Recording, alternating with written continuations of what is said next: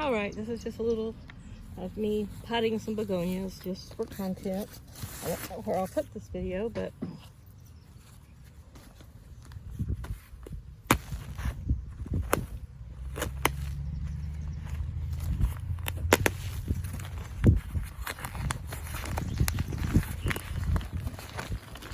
it's always stupid to open it in the middle like this, but I always do. I don't know if it's like a mental thing.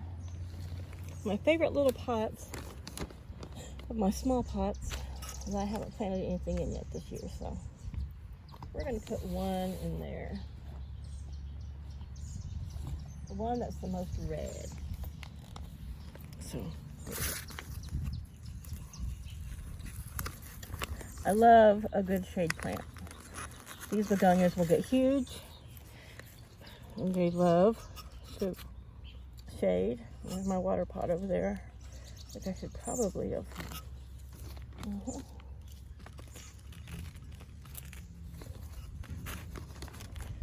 Put this here.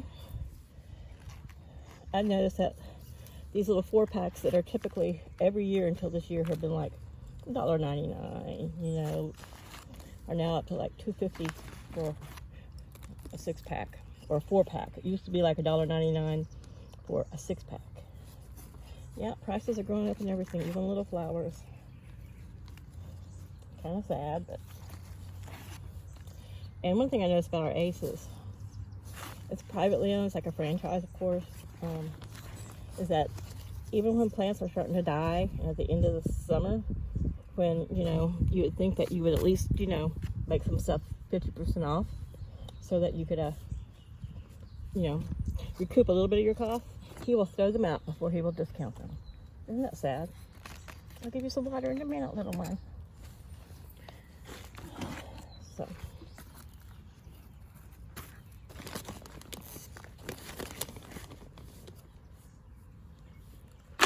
I always like the idea of rescuing plants.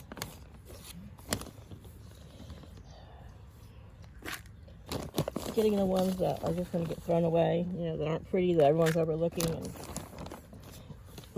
gives me a sense of accomplishment if I bring them back to life. So I'm going to plant these in here thicker, and probably, you know, if you put them in a bed, they tend to tell you to put them so many inches apart, which I'll probably have them a couple inches apart, but I like a big thick mass. This isn't like a flower bed where you know, you get the aesthetic look of the flowers being, you know, having that space between them. And some people like that look. I think I have a video when I first did my memorial garden up front where, you know, at first everything looked like that, but by the time the garden was in full swing, it was just a big mass, big riot of color. No little patches of everything. So I already did the green beans. I didn't put them on. No, I'm gonna have to take a whole bag, a half a bag of each into the bags, and then I put the green beans in there with the dirt that was around them, but I still need to add a little more dirt. So I'm not gonna go crazy with these because they can get leggy. You know, sometimes if you plant them too tall, you'll get this space where there's not a lot of green, because these will get a good 6 inches tall. So I'm gonna leave quite a bit of a rim, 2-3 inch rim around them for now to conserve soil, because I could go get another bag of soil quite easily, but I don't enjoy going out in public. I really don't. The least amount of times I can leave the house in a week, the happier I am. So yeah, I think I'm going to leave them about right there. They'll get a little bit more soil when I tamp them down, but as you can kind of see, yeah, I get this tripod to stand up correctly. I'm trying not to handle it too much because I got dirt on my gloves. Luckily, Paul bought me like 6 pairs of these gloves, which I love, because they came in handy when dealing with the brooder and the chicks, you know, cleaning up poops and stuff like that. And like, I have a pair that I kept out here, tucked up beside the coop, and I've learned to look in them because little, I don't know what you call them. They look like, did you ever see Star Trek The Wrath of Khan, those little earwig bugs that he put in the ears of Chekhov to to make them talk. Well, they look like little tiny ones of those. I don't think they would hurt you, but they were sleeping, had made a little home in the fingers of my gloves. So those, I shook them out, but I was still too creeped out. So I have to wash them. But that's what I get for leaving them outside. So we got some color there. So I'm going to put one more pink and then some more white in here. I just bought packs that were mixed colors and one that was just all white. Some years I go through phases where I want each pot to be one solid color, but kind of like my Christmas lights, I like multiple colors. This is the Bada Boom mix.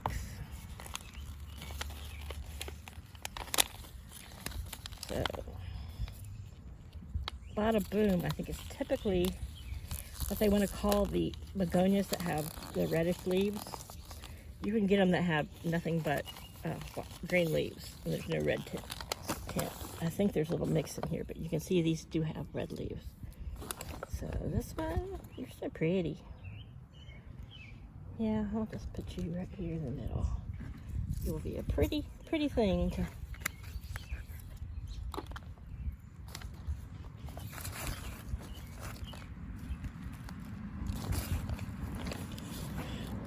So I was tempted the other day on Temu to buy one of those. It's for potting and doing flowers. It's a little mat that has curled up edges, so it's a place for all your dirt to fall, so you don't waste any soil, and you can recover it all. And then you can tip it up, and from one corner you can pour that soil into a pot or whatever. It was really cheap. I should have went ahead and got it, but I was like, you don't need that. You've been potting your whole life without doing that. But then there's times like now where I'm like, okay, I don't want to go get more soil. I need to conserve. But I wish I had. Oh, you're supposed to be in the center, sister. There you go. Let me get a couple more in here with you.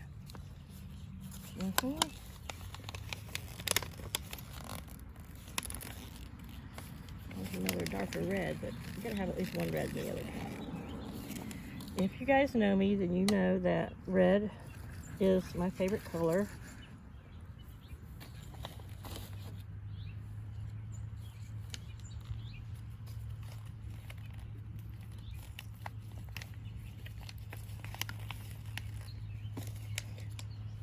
When it comes to flowers, I mean, I just love a riot of all colors, but I tend to gravitate towards red first.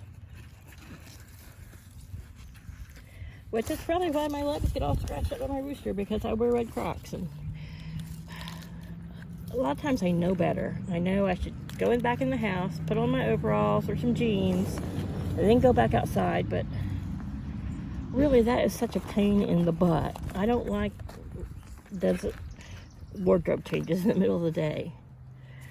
And I feel like, you know, I am not going to cater to his orneriness.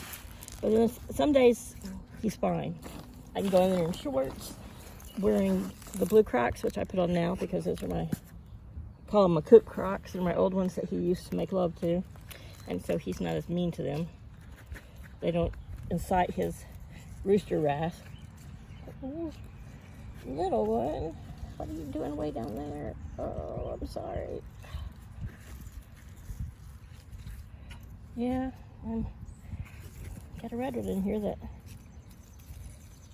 oh, it's attached to the white. I was gonna go, wait a minute, how am I burying one? But no, it wasn't me burying it. It's already mixed up. It was just shorter than the others, and I thought, crap, I stuck one too far down, and now I crushed it. Because they do have delicate leaves and stems. They do break easy, but then there's times I've, you know, been in a hurry and manhandled them and not broken them. So I think it just really depends on the health of the plant. I could probably, there's a sandhill nursery that I like to go to. Of course, you're going to pay more when you go to a private nursery. And that's not a big deal, but they usually have a really good variety of things you can't find local big box, what I call big box, you know, lawn and garden stores. So these are in there as good as they need to be. And if it if at some point I think they need more soil, I'll add more soil. But and it depends on what I have left extra. I was hoping to have extra for dust bathing. That's one thing about this organic from Whitney Farms. It's an organic bedding mix. You can also get their organic potting soil, but it's something that the chickens can dust bathe in safely. There's no perlite or zeolite or anything that they might eat that would be not good for them. Oh, okay. So I got my legs crossed and I'm leaning my weight on my ankle bone. And so this pot's a little bit wider. I think I'm probably going to end up running back to the store today. I went yesterday, which was nice. Sunday it wasn't really busy, but okay. So this pot does not have. It has the holes in it, but it doesn't have the little plate. I don't know what I've done with the little plate. So invariably, what I will do, I've done this. I will crush up one of these. Just I lay it over the bottom, and it does help keep soil from falling out. I probably could have went and grabbed some dry straw, but that means I would have gone up and walked all the way back over to the garden.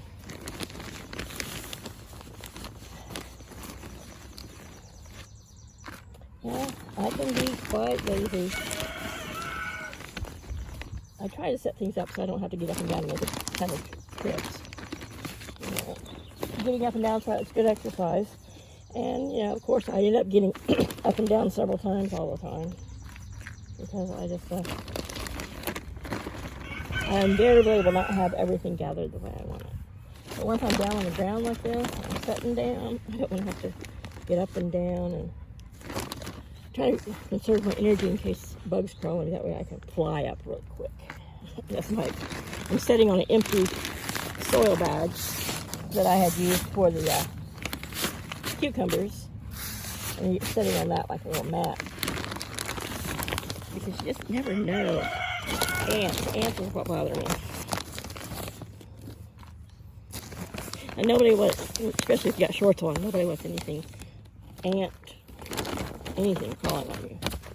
I mean, I don't mind ladybugs. There's times when I first feel them crawling that I almost come out of my skin and I'm like, oh, phew, it's just a ladybug. But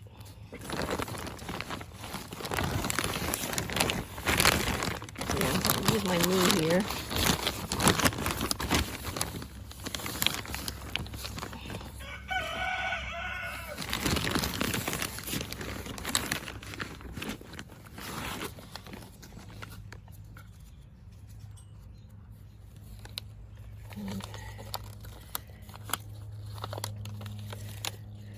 I was just thinking to myself, okay, should I put color around in the middle, white around the edge?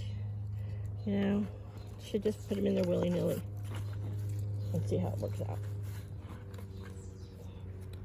And though I watered these when I brought them home, when I found them at the hardware store, some were really dry and some were really wet. I'm like, can you guys not evenly and consistently water? I've been tempted a couple times to go there and say, you know what, I want a part-time job. I want to work in your lawn and garden. But from what I learned that they don't always let you work where you want to work. You have to work everywhere. And I don't want to work the floor. I don't want to work in the paint. I want to where I can deal with the flowers, less amount of people interaction. But you can't, service industry, even retail, there's no way to guarantee that.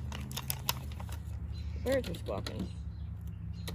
So anyway, I will just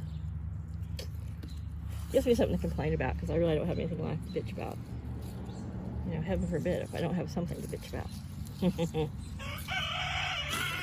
So anyway, there's times I've been out there and they've had stuff that should be in the shade and too much sun, stuff, they've got marigolds inside the greenhouse, and the marigolds should be the ones that are out there under just the canopy getting more sun, and So I don't know. I would think that there is some instructions, that they have something that these people who work in that section learn, so they know where to place the plants, so that you don't, kill all the plants before people can buy them. And I'm sure, just like when I worked at Walgreens, though I didn't work on the floor, they get, diagrams and instructions of how you're supposed to set up things and how things are supposed to look. And oops, now this time I really did put one way too deep. But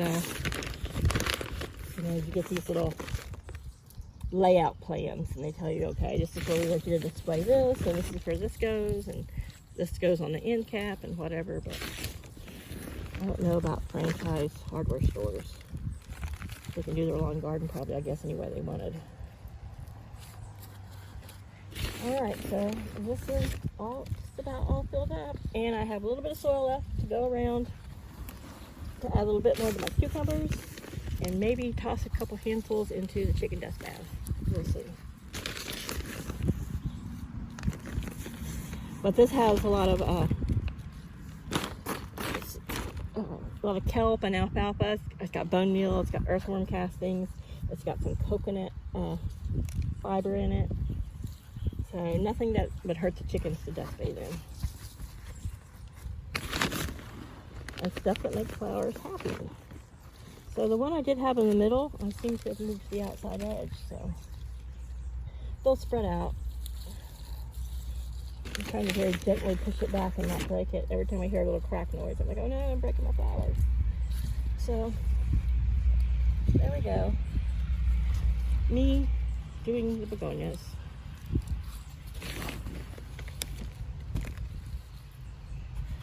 And typically, if I'm impulse shopping flowers, I tend to go for marigolds. Marigolds are one of my favorite annuals, just because I love the fragrance. They're just bright and beautiful. But there I am. Flowers, one there, and some dirt left over. So this has been 20 minutes of me babbling and planting. I'll stick it in somewhere, or I'll just let it float alone as a chatty rambling about flowers. Bye, y'all.